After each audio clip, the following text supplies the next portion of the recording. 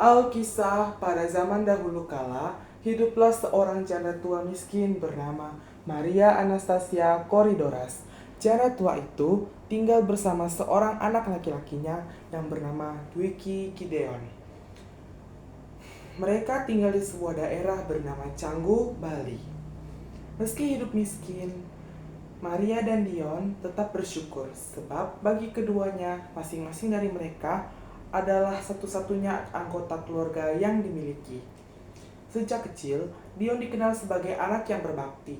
Dia melakukan berbagai pekerjaan untuk memenuhi kebutuhan keluarganya. Meski giat bekerja, upah yang didapatkan dari Dion tetap tak seberapa untuk memenuhi kebutuhannya sehari-hari. Suatu hari, Dion meminta izin kepada ibunya untuk pergi memancing bersama Reno. Selamat pagi, Bu. Ibu itu pergi memancing juga sama Reno. Dion tunggu. Nah, dia orangnya. Ayo kita pergi memancing. Oke, ayo. Dion mengungkapkan kepada Reno bahwa dia akan pergi merantau ke Pulau Sulawesi dan juga dia akan mengajak Reno untuk pergi bersamanya. Reno, apakah kamu tidak berjanji menjadi orang yang sukses? Masih, tapi kita bisa. Apakah kau merantau bersama kita ke Pulau Sulawesi? Emang boleh? Tentu saja boleh. Ayo. Pada malam hari, Dion meminta izin kepada ibunya untuk pergi merantau. Namun, ibunya tidak mengizinkannya, akan tetapi pada akhirnya ibunya pun menyetujui Dion untuk pergi merantau bersama Reno ke Pulau Sulawesi. Selamat malam, Bu. Malam. Ibu, apakah boleh aku pergi merantau ke Pulau Sulawesi? Apa kau bilang? Tentu saja ini tidak akan mengizinkanmu. Tapi, Bu, apa ibu mau juga kita pergi terus? Pokoknya tidak. Apa kau lupa dengan apa yang terjadi pada ayahmu? Sampai sekarang ia belum pulang. Tapi, Bu, apa tidak mau juga di keluarga kita meskipun begini? Ya sudahlah. Tapi ingat, setelah kau sukses, janjilah kau akan kembali ke sini. Baik, Bu. Makasih, Bu. Pada pagi hari, Dion dan Reno akan segera pergi merantau ke Pulau Sulawesi. Ibu, Dion pergi dulu ya. Dan juga di mana Reno? Dion tunggu saya. Boleh di mana saja. Hampir saja kapal tersebut akan meninggalkan kita. Maaf, ayo sekarang kita pergi. Oke. Oke, dadah, Bu. Saat di kapal, Dion dan Reno bertemu dengan Rehan, si nakoda, yang sekaligus juga merupakan bos dari Dion dan Reno. Nama Purnanika, saya adalah bos kalian di kapal ini. Selamat pagi, Tuhan. Baiklah, sekarang saya jelas membawa kamu ke dalam. Baik, Tuhan. Sesampainya mereka di Pulau Sulawesi, Rehan mengenalkan anaknya Musdalifah kepada Dion dan Reno. Saya ingin memperkenalkan kepada dua pekerja baru saya, Nanti Dion dan Nanti Reno. Salam kenal dia dengan Reno, saya Musdalifah. Salam kenal juga, Nyonya. Reno menjadi anak yang pemalas yang tidak mau bekerja karena gajinya yang terlalu rendah. Kita bekerja. Asal dari kita bermain, apa yang kita harus bekerja? Bersama saya lah. Reno pun akhirnya dipecat oleh Rehan karena dia selalu saja bermalas-malasan. Dan pada akhirnya, Reno pun kembali ke Pulau Bali. Kenapa kau tidak mencabut tanah itu? Biarlah Dion, dia sangat kerja keras. Kalau Tuhan ingin saya menyambut tanah ini, maka Tuhan harus membayar saya lebih dari ini.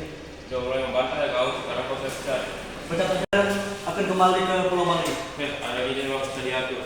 Suatu hari, ketika Dion sedang bekerja, Musdalifah datang kepada Dion dan dia tampak tertarik dengan dia. Dan akhirnya, mereka pun menikah. Tidak, Diva.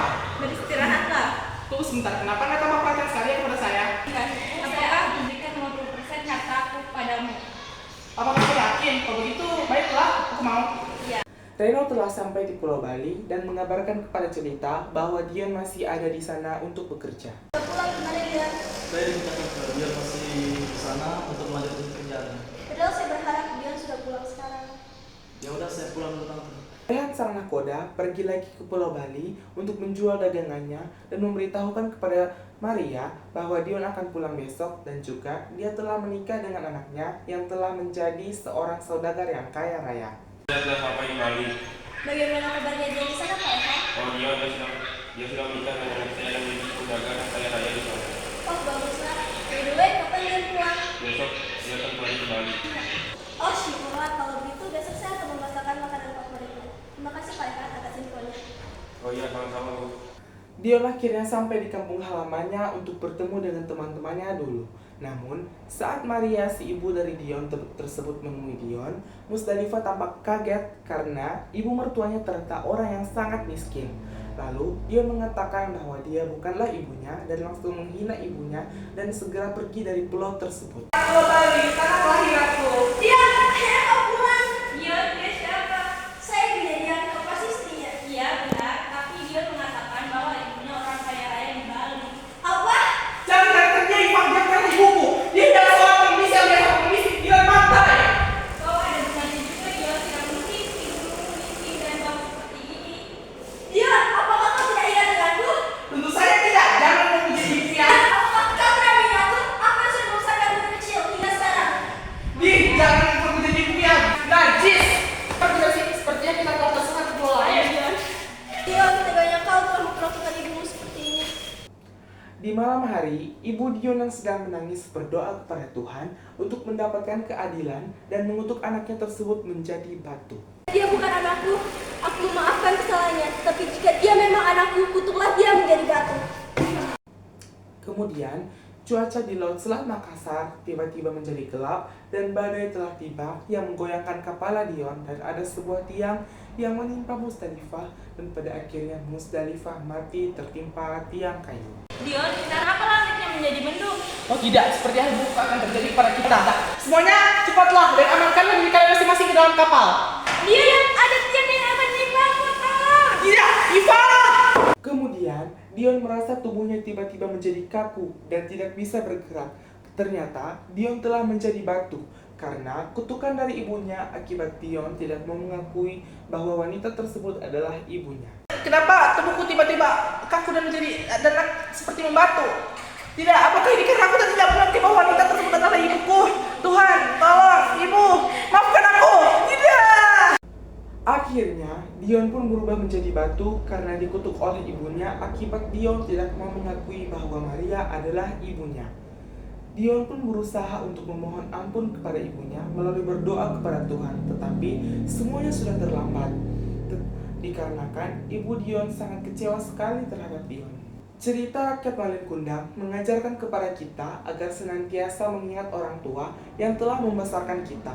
Tak hanya itu, kita juga harus berbakti kepada orang tua kita karena berkat doa dan dukungan dari orang tua, maka kita bisa meraih kesuksesan.